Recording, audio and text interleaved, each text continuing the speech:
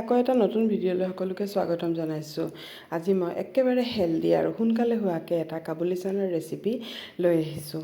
আৰু চাওকচোন কিমান ধুনীয়া হৈছে কাবুলী চানাকেইটা, কিদৰে বনাইছোঁ। এতিয়া মই ৰেচিপিটো দিম। আৰু এতিয়া আমি কেতিয়াবা এনেই খাবলৈ মন গ'লেও এই ধৰণে খাব পাৰোঁ। তাৰপিছত পিঁয়াজ, কেঁচা জলকীয়া আৰু অলপ মছলা ইয়াত ওপৰত দি পেলাই খুব ধুনীয়াকৈ এইখিনি ছাৰ্ভ কৰিব পাৰোঁ। আলহী আহিলেও এই ধৰণে ছাৰ্ভ কৰিব পাৰোঁ। আৰু তাৰপিছত অলপ নেমু চেপি পেলাই ওপৰত আমি এই ধৰণে এনজয় কৰিব পাৰোঁ। আৰু এতিয়া মই কি ধৰণে বনাইছোঁ সেইটো ৰেচিপিটো দিছোঁ। একেবাৰে সহজ হয়। আৰু প্ৰথমতে কাবুলী চানাকেইটা মই গোটেই ৰাতিৰ কাৰণে তিয়াই থৈ দিছিলোঁ। এইখিনি পূৰা ভালকৈ ফুলি গ'ল। তাৰপিছত এইখিনি ভালকৈ ধুই মেলি কুকাৰত দি দিছোঁ। আৰু মই আলু কেইটুকুৰামানো দি দিছোঁ। আৰু ইয়াত দিছোঁ গজালি ওলোৱা মুগ দালি। এইখিনি মই গজালি ওলোৱাই হেৰি কৰি থৈছিলোঁ। আৰু এতিয়া এইখিনিও দি দিছোঁ। এইখিনি দিলে কি হয়, গ্ৰেভিটো খুব ধুনীয়া হয়।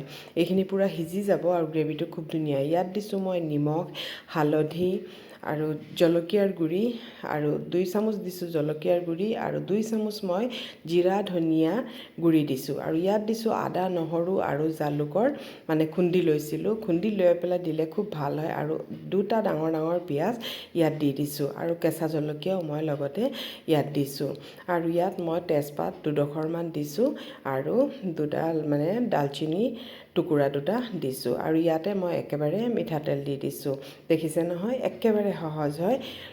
তৎক্ষণাত বনাই পেলাই এইটো খাব পাৰি। আৰু গেছত বহাই ফ্লেমটো একেবাৰে হাই কৰি পেলাই অলপ দেৰি এই ধৰণে লৰাই দিব। তেতিয়া কেঁচা মছলাৰ গোন্ধটো গুচি যাবগৈ। আৰু মই মুগ দালিটো কিয় দিছোঁ, মুগ দালিটো দিলে তেতিয়া মই ইয়াত আৰু একো দিয়া নাই, বিলাহী দিয়া নাই, তেতিয়া গ্ৰেভিটো কিন্তু খুবেই ধুনীয়া হ'ব। সেইকাৰণে মই মুগ দালিটো দিছোঁ। আৰু লগতে হেল্ডিও হ'ব।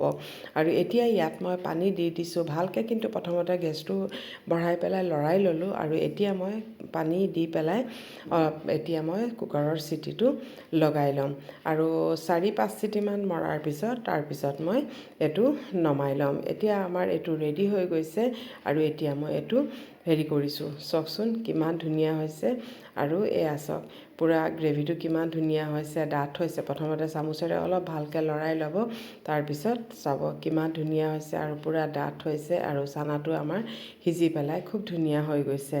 আৰু এই ধৰণে এবাৰ বনাই চাবচোন, কোনো ঝামেলা নোহোৱাকৈ খুব ইজি হয়। আৰু যদি ভাল লাগে তেতিয়াহ'লে এটা লাইক কৰি দিব আৰু শ্বেয়াৰ কৰি দিব।